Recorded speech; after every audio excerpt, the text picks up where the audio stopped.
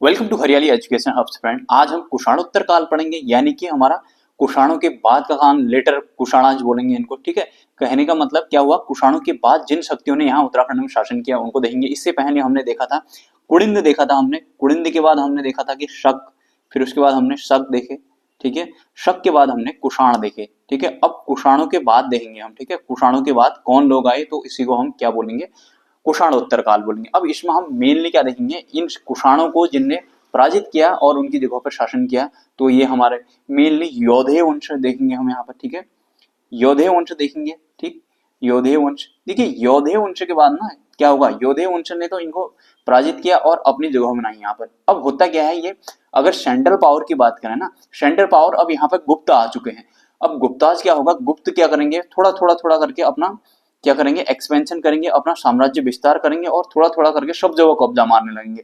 Last में इनको भी अपने कब्जे में ले लेंगे। ठीक है, यहाँ पर ओवरऑल हमारी सेंटर बॉडी कौन सी है, गुप्त है। देखिए, मैंने एक चीज पहले ही बताया, कोई भी जैसे ये है ना, ये जो जैसे ये शासन चल रहा है, तो ये इसका मतलब ये नहीं कि 100% यही है या गुप्त है तो 100% गुप्त ही है, भले ही वो सेंटर बॉडी हो या कुछ हो।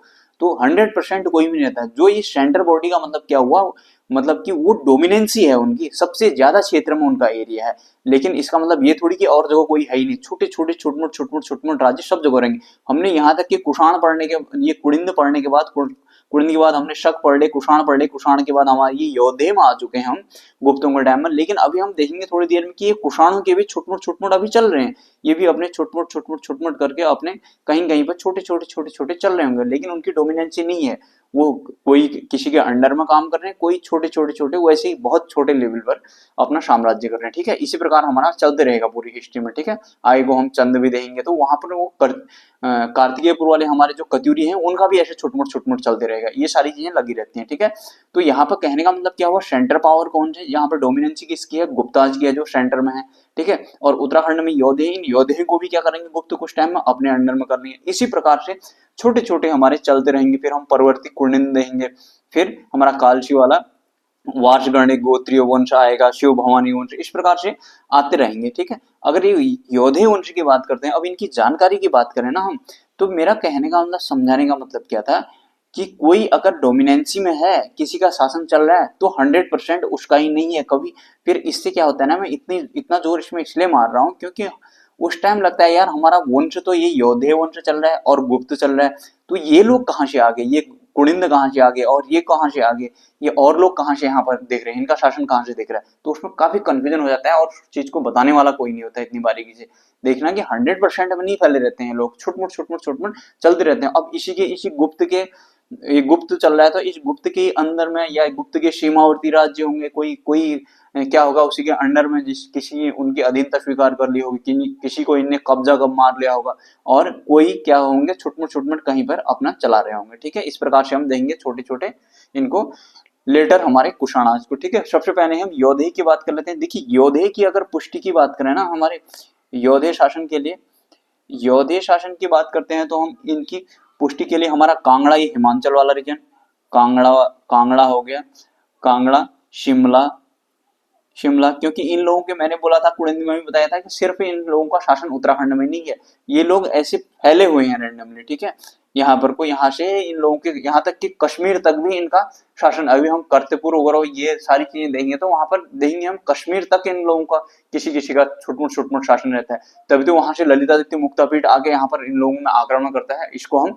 देखेंगे अभी बाद में, ये सब चीजें आएंगी। ठीक है, तो शिमला हो गया, ये हिमाचल वाले ये रीजन हो गए हमारे, जौनसार बाबर हो गया, जौनसार, जौनसार बाबर हमारा ये देहरादून वाला रीजन। ठीक है, जौनसार बाबर वाला रीजन हो गया, कालो का डांडा, कालो का डांडा ये पौड़ी वाला रीजन हो गया, कालो का डांडा, कालो का डांडा सहारनपुर यूपी वाला हो गया, सहारनपुर यूपी। अब इस यहाँ पूरे फैले हुए हैं ना। अब ये मेनली उत्तराखंड में इनकी डोमिनेंसी दिखे, मतलब मेनली उत्तराखंड में इनका शासन दिख रहा है, तो हम उत्तराखंड के अंतर्गत ये भी, इनने भी शासन किया तो इसलिए हम इनको पढ़ रहे हैं। ऐसा थोड़ी कि उत्तराखंड में ही है। ठीक है, उत्तराखंड में भी इनने शासन किया तो इसलिए हम उत्तराखंड के अंदर, हम उत्तराखंड की हिस्ट्री पढ़ रहे थे इसलिए हम उत्तराखंड के अंतर्गत इनको भी पढ़ रहे हैं। ठीक है, इस चीज को ध्यान में रखना, नहीं तो बहुत कंफ्यूजन हो जाता है इसमें, बहुत ही ज्यादा दिमाग खराब हो जाता है कि यार ये चल क्या रहा है करके, बड़ा भंवर जाल जैसा हो जाता है, जो कि चीजें समझ में नहीं आती। फिर शुरू होता है रटान, रट्टाफिकेशन चलता है, रट्टा परेड चलता है, फिर उससे आदमी कब तक रट लेगा, चीजें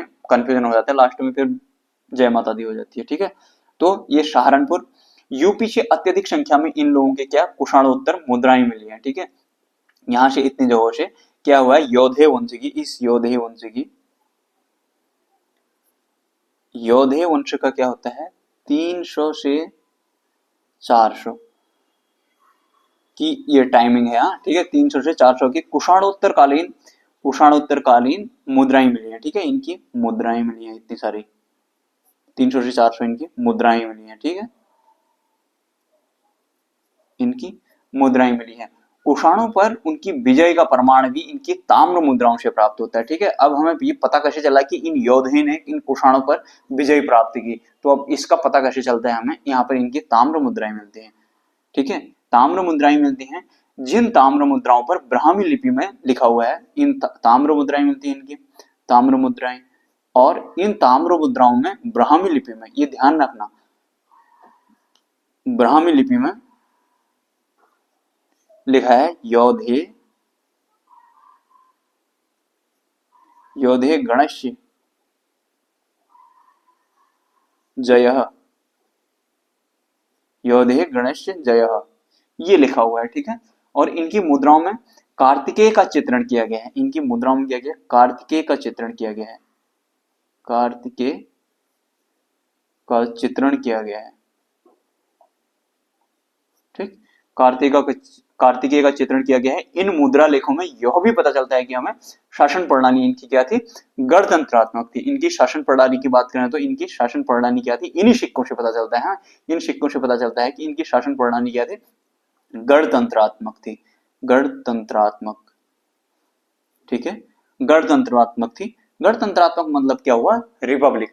रिपब्लिक का मतलब क्या हुआ, वहां का जो हेड होगा उस स्टेट का मतलब यहाँ सेंटर से होता है। ठीक है, हम पॉलिटी में पढ़ेंगे तो पूरा राज्य का मतलब यहाँ पर इस वाले स्टेट से नहीं है, हम देखेंगे जब पॉलिटी में तो पूरी डिटेल में बताऊंगा इन चीजों को। इसका मतलब क्या हुआ कि जो हेड ऑफ द स्टेट क्या होगा, वो क्या होगा, इलेक्टेड होगा, मतलब वो चुना हुआ होगा। ठीक है, जैसे हमारा राष्ट्रपति होता है। ठीक है, इसलिए इसको गणतंत्रात्मक यानी कि रिपब्लिकन बोलते हैं। ठीक है, इतना ध्यान रखना, इसको हम पॉलिटी में और अच्छे से क्लियर होगा। ठीक है, ये state, head of the state का मतलब ये स्टेट की बात नहीं होती है, ये ओवरऑल स्टेट की बात होती है। ये पॉलिटिकल मतलब वो पॉलिटी का टर्म है ना, तो इसलिए उसमें थोड़ा कंफ्यूजन रहता है।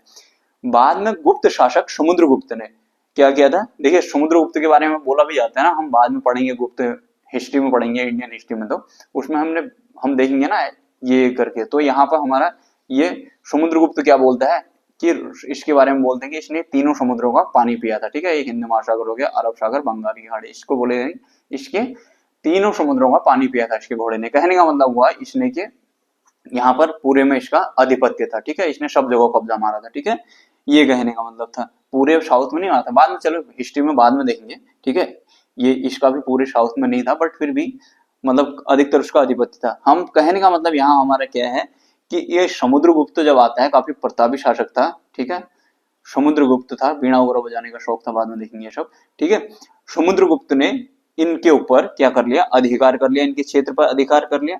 ठीक है, फिर फाइनली ये भी चले गए। अब मैंने क्या बोला, सेंटर में क्या है, गुप्त है, गुप्त किसी को अपने में कब्जा कर रहे हैं, कोई किसी ने गुप्तों की अधीनता स्वीकार कर ली, कोई गुप्तों के सीमावर्ती राज्य हैं, कोई छोट मोट खुद ही अपना शासन कर रहे हैं। ठीक है, उसी प्रकार से हम ऐसे छोटे छोटे राजाओं को देखते रहेंगे। इनका नाम ही कुषाणोत्तर काल है ना, मतलब कुषाणोत्तर काल का मतलब क्या, कुषाणों के अंदर तो उनने अपने को डोमिनेंसी रखी थी एक, वो डोमिनेंट थे। ठीक है, वो डोमिनेंट थे, तो कुषाण में हमारा मुख्य कौन हुआ था, कनिष्क हुआ था। कनिष्क के बाद फिर अयोग्य आए थे, अयोग्य आएंगे तो अयोग्यों को इनने ये योद्धे लोगों ने मार पीट किया, उन्हें भगा दिया, हरा दिया, फिर अपना बैठ गए यहाँ पे इनको हुआ, तो फिर इनका इनका डिक्लाइन हुआ, तो इनको इनने सेंटर पावर है जो इनको गुप्तों ने भी इनको पराजित किया और यहाँ पर इनके अधिकार क्षेत्र का, इनके क्षेत्र में अधिकार कर लिया। ठीक है, इस प्रकार से छोटे छोटे अन्य भी देखेंगे, जैसे परवर्ती कुड़िंद देखेंगे। देखिए मैंने बताया था कि ये जो कुड़िंद हैं ये हमने इतने पहले देखे थे, लेकिन छोटे छोटे कुड़िंद अभी भी कर रहे हैं ना, परवर्ती कुड़िंद शासक। तो इनकी बात करते हैं, परवर्ती कुड़िंद शासक को देख लेते हैं हम। यहाँ देखेंगे हमारे परवर्ती कुड़िंद शासक, यानी कि बाद के जो कुड़िंद शासक थे, जैसे हम देखेंगे ना यहाँ पर रावण वगैरह आएंगे जो बाद के हमारे थे। ठीक है, अंतिम जो हमारा था परवर्ती कुड़िंद शासक, परवर्ती कुड़िंद शासक। ठीक है। परवर्ती कुड़िंद शासक क्या हुआ, देखिए कुड़िंद जो थे ना, कुड़िंद, ये कुड़िंद क्या थे, ये राज्य के मैदानी एवं पर्वतीय भागों पर क्या था, ये कुषाण तथा योद्धे का अधिकार हो गया था, ठीक है। यहाँ पर ये कुड़िंद जो शासक थे, यहाँ पर को हमारे शकों ने शासन किया, फिर शकों के बाद कुषाण आए, ठीक है। कुषाणों के देखिए शकों में क्या होगा, कोई प्रतापी राजा होगा, फिर उसके बाद उनके अयोग्य आएंगे, अयोग्यों को आएगा तो कोई जो पावरफुल होगा वो उनको मारेगा, ठीक है, वो अपना शासन कर लेगा। कुषाण, कुषाण आए, कुषाणों में योग्य कौन था, कुषाणों में कनिष्क योग्य था। कनिष्क भी एक दिन चला जाएगा, कनिष्क चला जाएगा तो फिर उसके अयोग्य आएंगे, अयोग्यों को क्या होगा, उसके जो दूसरी पावरफुल पावर होगी वो ये पावरफुल शक्ति, उसको पावरफुल जो पावरफुल होगा वो मारेगा, ठीक है। जैसे यहाँ पर हम योधे को देखेंगे, ठीक है, योधे को, फिर यहाँ पर ये इनका पतन होगा, मतलब यहाँ पर अयोग्य आएंगे तो फिर यहाँ पर इनने खुद ही गुप्त जो सेंटर पावर है उसने उनको कर लिया, ठीक है। तो यहाँ पर मैं क्या बताना चाह रहा था कि ये जो कुड़िंद थे ये मैदानी और पर्वतीय भागों पर क्या था, इनके इनमें इनने एक कुषाण और योधे लोगों ने अधिकार किया हुआ था, ठीक है, हो जाने के अधिकार किया था। लेकिन मैंने फिर भी बताया कि बाद में भी लेकिन कुड़िंद पर्वतीय क्षेत्रों में किसी न किसी रूप में शासन कर रहे थे, मैदानी क्षेत्रों में तो इनने पूरा ही कब्जा मार लिया था। मैंने बताया था कि ये कुड़िंद जो हमारा कनिष्क था, कुड़िंद इसका कुषाण का जो कनिष्क था, इसने सबसे पहले तराई वाले क्षेत्र में आ गया, क्योंकि वहां से उनको माल गुजारे, माल ज्यादा मिलेगा ना, कहने का मतलब वहां से उनको रेवेन्यू ज्यादा मिलेगी, रेवेन्यू ज्यादा कलेक्ट होगा, ठीक है। तो इन लोगों का ज्यादा इधर को फोकस था, तो ये कुड़िंद लोग क्या करते, पर्वतीय क्षेत्रों में फिर भी किसी न किसी रूप में शासन करते रहे, जिसका हमें पता इनकी कुषाणोत्तर कालीन मुद्राओं से पता चलता है, ठीक है। किससे पता चलता है, ये कुषाणोत्तर कालीन मुद्राएं जो हमारी कुषाणोत्तर कालीन मुद्राओं से पता चलता है, ठीक है। कुषाणोत्तर कालीन मुद्राओं से ऐसे कनेक्शन करके पढ़ोगे तो कई चीजें दिक्कत नहीं होंगी। कुषाणोत्तर कालीन मुद्राओं से पता चलता है, ठीक है, इनसे इनका पता चल रहा होता है। इसमें से अगर हम देखेंगे तो इसमें से इन मुद्राओं की बात करें तो हमें मिली कहां से है, ये भेड़ गांव है दुगड्डा के पास, दुगड्डा, दुगड्डा मतलब पौड़ी, वहां पौड़ी डिस्ट्रिक्ट, दुगड्डा के भेड़ गांव से इनकी ये मुद्राएं मिली हैं, ठीक है। ये ताम्र मुद्राएं दुगड्डा के भेड़ गांव से प्राप्त, ये कुड़िंद जो थे ये ताम्र मुद्राएं मिली थी, इनकी ताम्र मुद्राएं। इन ताम्र मुद्राओं में क्या था ना, अब इन ताम्र मुद्राएं तो मिली थी, ये तो कुषाण लोगों की भी तो हो सकती हैं। अब इससे क्या पता चलता है ना, इन ताम्र मुद्राओं में क्या था, छत्रेश्वर, मैं यहाँ को लिख देता हूँ, यहाँ पर इन ताम्र मुद्राओं में छत्रेश्वर, 36 प्रकार की मुद्राएं देखी थी ना हमने, छत्रेश्वर का नाम दिखता है इनमें, भानु का नाम दिखता है, ठीक है, भानु का नाम दिखता है, और रावण का नाम उल्लेखित है इसमें, रावण का नाम उल्लेखित है, ठीक है। ये लास्ट लास्ट के थे जो, ठीक, इन लोगों के नाम उल्लेखित है इनमें, ठीक है। हमने देखे थे कि ये रावण इनका लास्ट था, ठीक है, गोमित्र रावण वगैरह, ये रावण इनका अंतिम हमने शासक देखा था, ठीक है, कुड़िंदों का, ठीक। आशा करता हूं इतना समझ में आया होगा। अब ये युगसैल कालची वाला रीजन है, यहाँ का भी देख लेते हैं थोड़ा सा। युगसैल कालची वाला यहाँ का वार्षगम्य गोत्रीय वंश था एक, युगसैल, युगसैल कालची वाला रीजन है। कालची मतलब कालकूट बोलते थे इसको, देहरादून का, ठीक है। कालची शिलालेख भी देखा था ना हमने। कालची का वार्षगठ गोत्रीय वंश,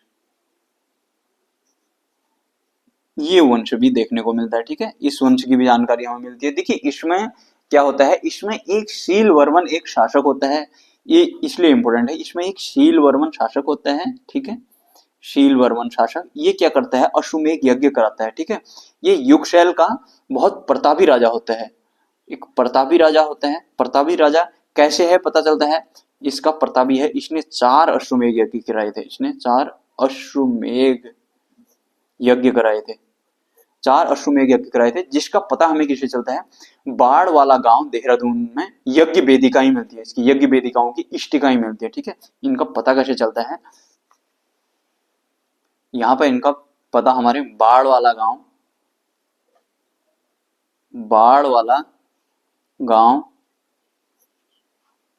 यहाँ पर लिख देता हूं मैं, बाढ़ वाला गांव ये देहरादून में है, ठीक। बाढ़ वाला गांव देहरादून से पता चलता है इनका कि यहाँ से ये यज्ञ वेदिकाएं मिलती है, यज्ञ वेदिकाओं की इष्टिकाएं मिलती है, यज्ञ वेदिकाओं की,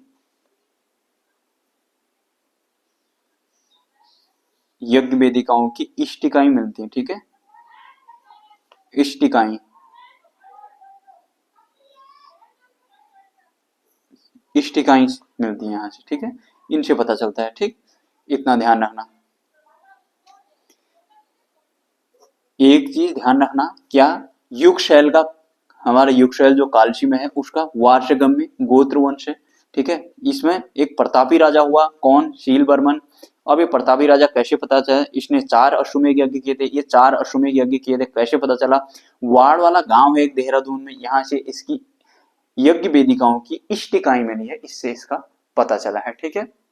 आशा करता हूं इतना समझ में आया होगा। अब शिव भवानी का वंश देख लेते हैं, ठीक है। एक हमारा शिव भवानी का वंश आता है, अज्ञात वंशी था, ठीक है।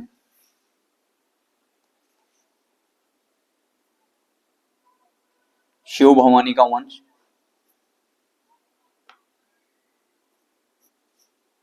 भवानी का वंश। अब देखिए ये अज्ञात वंशी इस राजा ने, इसने भी ये क्यों था, इसके बारे में हम क्यों पढ़ने, जब अज्ञात है तो ये है तो अज्ञात वंशी, अज्ञात वंशी है, अज्ञात वंशी, लेकिन ये प्रतापी राजा था, ठीक है। अज्ञात वंशी राजा है, इसका पता नहीं है, लेकिन ये भी प्रतापी राजा है। यमुना घाटी, क्यों प्रतापी राजा कैसे पता है, प्रतापी राजा थे। अभी प्रतापी राजा था कैसे पता चला, यमुना तट पर, यमुना तट पर इसने अश्वमेध यज्ञ किया था, इसने भी क्या किया था, यमुना तट पर अश्वमेध यज्ञ किया था, अश्वमेध यज्ञ किया था, ठीक है, अश्वमेध यज्ञ किया था। अब इसकी जानकारी हमें कहां से पता चलती है, इतना शब्द जो बोल रहे हैं ये हमने अंबाड़ी अभिलेख पढ़ा था ना, अंबाड़ी अभिलेख, ठीक, इस अंबाड़ी शिलालेख से पता चलता है इसका, इस अंबाड़ी शिलालेख से इसका पता चलता है, ठीक है। शिव भवानी हमारा जो वंश था ये अज्ञात वंशी हो गया, और इसका प्रतापी राजा था कोई, उसका पता नहीं है। ये यमुना तट पर इसने अश्वमेध यज्ञ किया था, ये अंबाड़ी शिलालेख से पता चलता है, ठीक है। एक कुलूत वंश था हिमांचल वाले एरिया में, हमारे इधर उधर ज्यादा नहीं, ये छोटे छोटे छोटे छुटमुट छुटमुट फैले हुए थे ना, अब डिसेंट्रलाइज टाइप का हो गया। सेंटर में हैं, सेंटर में कौन है, गुप्ताज हैं, गुप्तों के अंतर्गत हैं, लेकिन छोटे छोटे छोटे, जैसे में हमने कुड़िन देखा, ठीक है, ऐसे ऐसे ये लोग, मतलब कहने का मतलब फिर वही बात आ जाती है कि जो भी है कोई डोमिनेंसी में है, डोमिनेंट है, तो वो 100% वो भी नहीं है, तो 100% नहीं है, तो जहां पर छुटमुट छुटमुट साम्राज्य अपने, कोई कोई छुटमुट छुटमुट है, कोई कोई क्या होगा, अब ये छुटमुट छुटमुट जो साम्राज्य होते हैं ना, ये क्या करते हैं, ये अब ये डोमिनेंस है जो सेंटर में मजबूत साम्राज्य है उसके कमजोर होने का वेट करते हैं, उसका जैसे ही वो कमजोर, जहां वहां का पावरफुल, जो पावरफुल वहां का राजा हुआ, वो पावरफुल राजा जैसे ही कमजोर हुआ या उसकी मृत्यु हुई, उसके बाद जैसे ही अयोग्य शासक हुए, इनने मारा उसके ऊपर झपट और वहां पर अपना शासन कर लिया, या अपने को स्वतंत्र कर लिया, या उसी को अपने में कैप्चर कर लिया, यहाँ अपने आप को स्वतंत्र कर लिया। ये इनका सीक्वेंस चलता है, छोटे छोटे छोटे हर जगह देखेंगे सारे, हम जब इंडियन हिस्ट्री पढ़ेंगे तो वहां भी हमें यही सीक्वेंस देखने को मिलेगा, ये सारी चीजें। अब यहाँ पर हम कुलूत वंश की बात करते हैं, कुलूतों की बात करते हैं।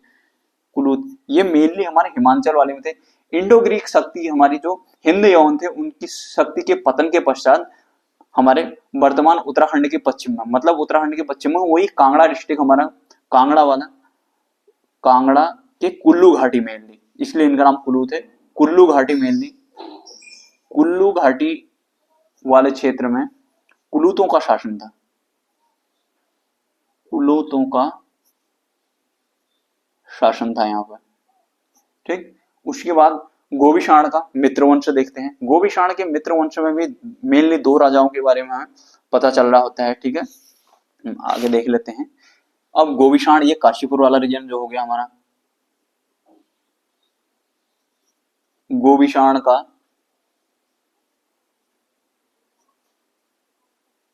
मित्रवंश, गोविशाण का मित्रवंश, इसमें मित्र नामांत 2 राजाओं के बारे में पता चलते हैं। मित्र नामांत का मतलब होता है नाम के अंत में उनका क्या आएगा, मित्र, मित्र करके आएगा। यहाँ पर 2 राजाओं के बारे में पता चलता है हमें, एक मातृमित्र करके था, एक पृथ्वी मित्र करके था। एक क्या है, मातृमित्र, और दूसरा क्या है, पृथ्वी मित्र, ठीक है, पृथ्वी मित्र करके 2 राजाओं के हमें पता चलता है, ठीक। अब जो पृथ्वी मित्र है उसकी ये मातृमित्र और पृथ्वी मित्र, ये दोनों हम गोविशाण के बारे में पता कर रहे हैं, मतलब पढ़ रहे हैं। ये गोविशाण हमारा कौन सा, काशीपुर वाला रीजन हुआ, ठीक है। यहाँ पर हमें क्या पता चलता है, यहाँ से दो प्राकृत इष्टिका लेखों से पता चलता है। इनकी अगर बात करें तो दो इष्टिका लेख मिलते हैं यहाँ से, इष्टिका लेखों से पता चलता है, ठीक है। और यहाँ से ये पता चलता है कि हमें राजतंत्र भी के बाद भी गुप्त साम्राज्य में मिल गया है, ठीक है। ये राजतंत्र था, उसके बाद भी एक गुप्त साम्राज्य में मिल गया, ठीक है। जैसे मैंने बोला कि जो छोटमोट होते थे, ठीक है, ये राजतंत्र था, इनका मतलब मोनार्की सिस्टम था। लेकिन होता क्या था ना, पहले तो मोनार्की हुआ, अधिकतर कोई कोई गणतंत्र होते थे।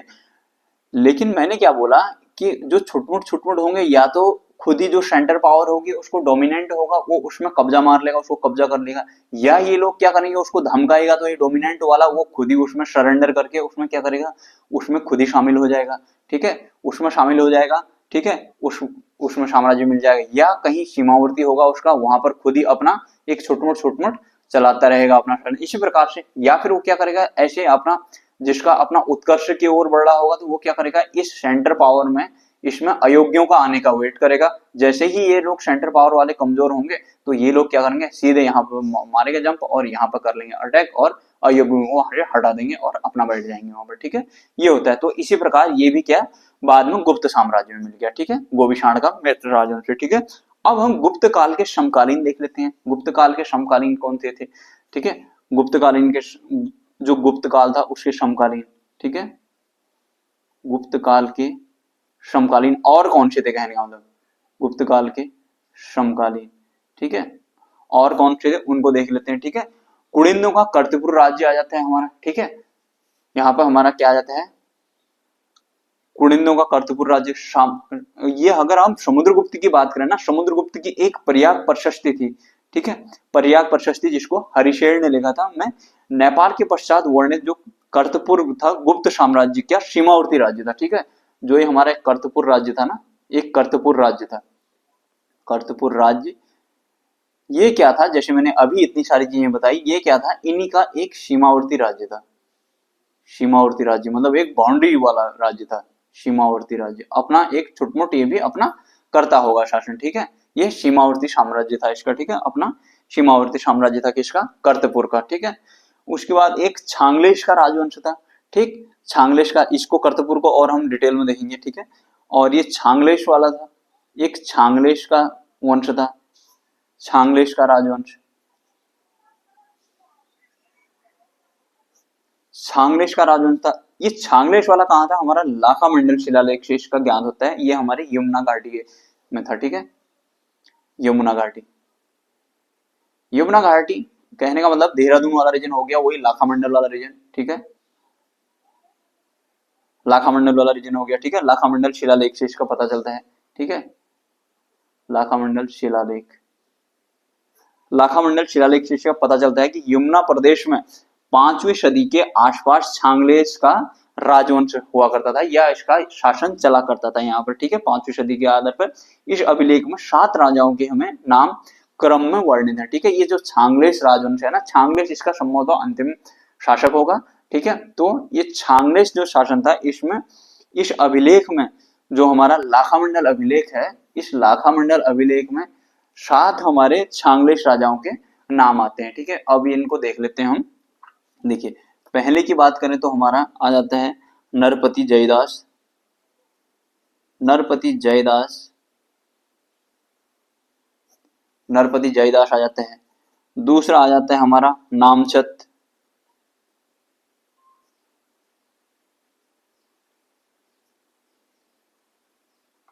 नामचंद्र आ जाता है दूसरा, ठीक है। उसके बाद हमारा तीसरा आ जाता है गुहेश, चौथा आ जाता है अचल, पांचवा आ जाता है छांगलेश दास, छांगलेश दास। हमारा छठा आ जाता है रुद्रेश दास, रुद्रेश दास। और हमारा 7वां आ जाता है कौन, छांगलेश, छांगलेश, जो कि हम वंश का नाम ही पढ़ रहे हैं क्या, छांगलेश, ठीक है। ये हमारे छांगलेश वंश हो गया, ठीक है। यमुना प्रदेश में ही कालसी के आसपास, कालसी के आसपास यादवों की एक अन्य शाखा भी शासन कर रही थी। मैंने क्या बताया कि जो मतलब छुटपुट बहुत सारे हैं ना, ये कोई अपना स्वतंत्र कर रहा है, कोई उसके अंडर में कर रहा है, कोई बाद में फिर वो अगर धमकाएगा तो उसके अंडर चले जाता है। एक अन्य शाखा भी लाखामंडल परिशिष्ट से पता चलता है, एक अन्य शाखा भी यहाँ पर मतलब शासन कर रही होती है। हम आगे देखेंगे ना, वो सिंहपुर राजवंश वगैरह करके पढ़ेंगे हम, राजकुमारी ईश्वरा का अभिलेख वाला जो था ना, हमने लाखामंडल में पढ़ा था। तो अब हम उसको देख लेते हैं। यहाँ पे एक अन्य शासन कर रहा है। अब उत्तर गुप्त काल देख लेते हैं, ठीक है। उत्तर गुप्त काल में हमारा ये सिंहपुर वगैरह आ जाएगा, ठीक है। उत्तर गुप्त काल में देखेंगे, अब हमारा गुप्त भी कंप्लीट हो गए हैं, मतलब गुप्तों के टाइम भी अब आगे निकल गया है। अब हम देखते हैं उत्तर गुप्त यानी कि पोस्ट गुप्ताज, यानी कि गुप्तों के बाद का काल, ठीक है। गुप्तों के बाद का काल क्या चल रहा है यहाँ पर, हमारे उत्तर गुप्त काल। उत्तर गुप्त काल,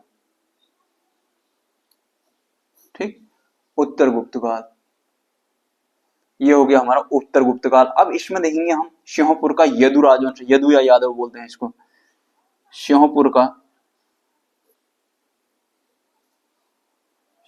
का यदु या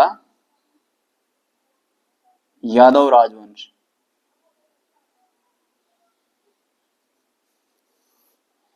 ठीक। जानकारी हमें वही ईश्वरा की लाखामंडल से मिलेगी। जानकारी देखें इनकी, जानकारी कहाँ से मिलती है, जानकारी हमारी ईश्वरा का लाखामंडल परिशिष्ट से मिलती है। राजकुमारी ईश्वरा की लाखामंडल प्रशस्ति से पता चलता है, प्रशस्ति से इनकी जानकारी मिलती है, ठीक है। लिपि के आधार पर देखेंगे तो इसे 7वीं सदी का माना जाता है, ठीक है। अगर इसकी बात करें तो हम लेटर गुप्ता जो है ना, इसे 7वीं सदी का माना जाता है, 7वीं सदी का, ठीक। प्रशस्ति में इस राजवंश के 12 शासकों का नाम उल्लेख है, ठीक है। प्रशस्ति में, प्रशस्ति में कितने, इस राजवंश के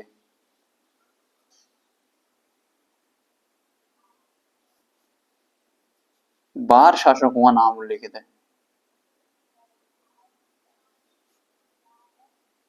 शासकों का नाम उल्लेखित है, ठीक है। यहाँ पर नाम आता है इनका। प्रशस्ति में यादवों की राजधानी सिंहपुर लाखामंडल बताई गई है, ठीक है। इसमें इन यादवों की या यदुवंश जो है, यादवों की राजधानी कहाँ, सिंहपुर बताई गई है, ठीक है। सिंहपुर, सिंहपुर मतलब वही देहरादून का लाखामंडल वाला रीजन हो गया, लाखामंडल, ठीक है। ये लाखामंडल बताई गई है। इस लाखामंडल का कभी कभी पूछ लेता है पूरा नाम, ठीक है, तो उसको मण बताया गया है, ठीक है। मण बोला जाता था इसको, मैंने, ठीक। इसका पुराना नाम क्या, मण बताई गई है, ठीक है। लाखामंडल वाला रीजन हो गया। अब इसके बाद हमारा 6ठी-7वीं शताब्दी में क्या होता है, हिमालयी क्षेत्रों में नागवंश का भी पता चलता है। अब इसके बाद हम अगला नागवंश देखेंगे, ठीक है। देखिए हमने कल शक देखे थे, तो शकों में सूर्य मंदिर जो होता था, मण का सूर्य मंदिर था, वो मण का सूर्य मंदिर हमारा कहाँ था, डीडी हाट में था, उसको भी ध्यान में रखना, ठीक है। शक शासन, जो साथी नए हैं तो आप लोग जाना वहाँ, सारी चीजें आप लोगों को पूरी डिटेल में वहां पर देखने को मिल जाएंगी, ठीक है। शक वाले अगर आप लोगों ने नहीं देखा है तो इससे पहले वाले वीडियो में जाना, वहाँ पूरी डिटेल मिल जाएगी, ठीक है। अब हम नागवंश के बारे में देख लेते हैं थोड़ा, ठीक है। नागवंश, नागवंश का मतलब क्या हुआ ना, हमारे नाग का मतलब ये आ जाएंगे हमारे बेरी नाग, ये नाग, वो नाग वाले, ठीक है। इनसे पता चलता है नागवंश, ये नागवंश आ गया हमारा। 6वीं-7वीं शताब्दी में हिमालयी क्षेत्रों में नागवंश का पता चलता है, ठीक है। और जिसकी सूचना के प्रथम स्रोत हमारे इस वंश के 2 त्रिशूल अभिलेख हैं, ठीक है। नागवंशों का पता कैसे चलता है हमें 6ठी-7वीं शताब्दी में, अब इनके स्रोत क्या हैं हमें कैसे पता चलता है, 2 त्रिशूल लेखों से पता चलता है, 2 त्रिशूल लेखों से, ठीक है। 2 त्रिशूल कौन कौन से, अब हमारे एक शुद्ध महादेव का, जेके वाले रीजन में है, एक शुद्ध महादेव का, शुद्ध महादेव का त्रिशूल लेख, और दूसरा तो काफी फेमस है हमारा गोपेश्वर का त्रिशूल लेख, ठीक। दूसरा हमारा क्या है, गोपेश्वर का त्रिशूल लेख, गोपेश्वर का त्रिशूल लेख, ठीक है। हमने जब पुरातात्विक सोर्स पढ़ रहे थे तो वहां पर भी हमने देखा था गोपेश्वर के त्रिशूल लेख से इसका पता चलता है, ठीक है।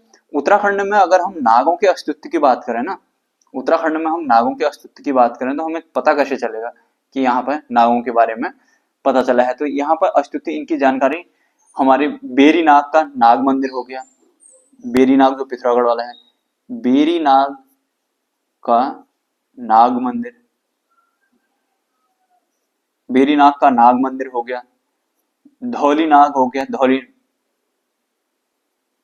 बेरी नाग, धौली नाग, ठीक। इसके बाद शेम मुखेम नाग मंदिर हो गया, शेम मुखेम नाग मंदिर हो गया, और हमारा नागनाथ मंदिर हो गया, नागनाथ मंदिर हो गया, नागनाथ मंदिर, गणपति हो गया, काफी ये नागनाथ ये गणपति ये सबसे शक्तिशाली था, ठीक है। ये हमारा बेरीनाग पिथौरागढ़ वाला हो गया, धौलीनाग हमारा बागेश्वर में हो गया, शेम मुखेम हमारा ये बागेश्वर में हो गया, शेम मुखेम हमारा टिहरी में हो गया, ठीक है।